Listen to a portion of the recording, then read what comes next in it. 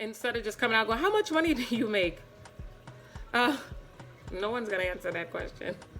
If you can't see what a woman of standards and stature brings to the table, then you're not compatible with her anyway.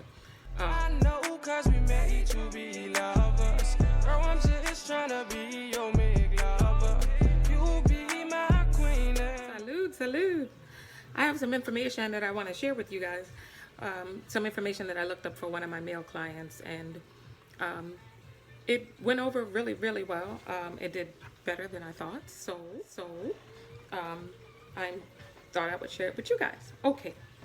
This is about how to get into the DM of someone that you may be interested in. Okay.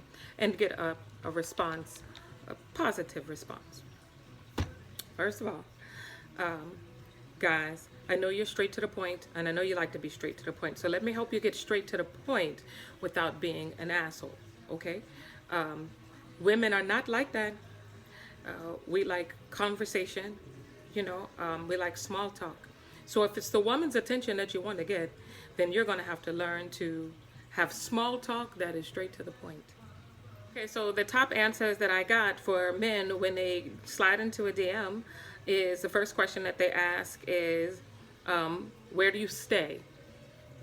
The second question they ask is, how many kids do you have? Those two questions are not conversation starters. They are both intrusive and personal. So you have to establish a rapport in order to get to those questions. So you need to start out with conversations and questions that will get you to the next level, the chance to establish a rapport. Those two questions might be important to you, but those two questions says a lot about what you're thinking. Where do you stay? Is that someplace that I want to visit? Someplace I want to live? Is it someplace that I want to go? How many children do you have? Who are you, the police? Or are you the FBI? What are you trying to figure out here? Because women get stalked. So this kind of this line of conversation is dangerous. So she's not going to answer them, right? Those are the things that you have to, pay attention to. You have to come off as less threatening as possible, but still get your questions answered. But first of all, before you go straight there, you might want to ask the questions that are important. Why are people breaking up? Why did you break up with the last person that you was with? Was it because of where they stayed and how many children that they had? It was probably something like money, infidelity, grew into two different directions, those type of things, right? So if you're actually interested in something other than hooking up, then your conversation has to start out there. It has to start out not with the I'm hooking up questions, okay? The questions have to start out with some interest. So the interrogating, that's a no. Right. Top 4 reasons that people are breaking up, right? Unfaithfulness, money, different interests, they're incompatible, and libations, drinking, drugs, proclivities, habits, right? So if those are some of the reasons that you broke up before and you're actually interested in having a relationship that you don't want to break up, you want to get that out the way immediately, find out if you're compatible, well, then you make small talk around those topics because those are the most important. Okay? All right, so let's go with like unfaithfulness. So if the last woman that you broke up with is because, she was being unfaithful, you would ask loyalty. You would have loyalty small talk, right? You would say things like, are you single, divorced, widowed? Why would I say that? It shows a commitment.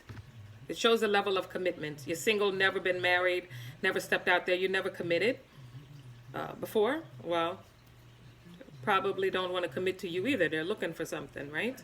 And you might be the stumbling, the stepping stone on the way to what they're looking for. The second thing they said was money.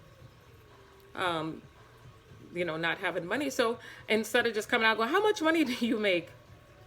No one's going to answer that question. And you don't ask what you're bringing to the table, because a lot of times, if you can't see what a woman of standards and stature brings to the table, then you're not compatible with her anyway. So you would ask, what do you do for a living? Right? That'll tell you. That'll tell you whether or not you are reaching out of your league, whether you're wasting your time. If she says, hey, I'm a therapist, that means she reads people, she understands behavior, things like that. So you're not going to be able to play no games with this one. Stone is prone to roll. You should probably scoot your boots, If they say, that she's a nurse, that means she works long hours. And she has the privilege of meeting a lot of different people. If she is a lawyer, she's argumentative. She's not going to let you just put down anything on her. She's going to slam you with some evidence and truth. And guess what? She's not even going to tell you what the evidence is. She's just going to wait until judgment time. And judgment time is on her, those kind of things. If she's a stay-at-home mom, that means she spends all of her time running her kids around, taking them to this sport, this event, volunteering at the school, things like that, after school activities, team mom, so a lot of things revolves around her kids. You find out that way. Then after you've established a rapport, then you can ask your kids question, but you don't just ask how many kids you got, you would say things like, do you like kids? That's an open door, and then for, to find out where they are, go look at the profile, read the profile, find out where she stay, and then you can say, how do you like Wisconsin? And that's an open-ended question, and it leaves room for conversation, which will let the guard down, which establishes the rapport, and then you can have a meaningful conversation without the judgment or, the preconceived notions of what you're trying to ask. That way, and you see, you get your questions answered, but you're not an asshole about it. You're making small talk, which is what women love to do, and then you can find out whether or not you're compatible. And once you find out that you're not compatible, scoot your boots or get yourself onto the friends list, because you can't have too many friends. No one can have too many friends, especially if I have a party. I'm not going to have a party because nobody's coming. That's because you don't have any friends, because you're not friendly, right?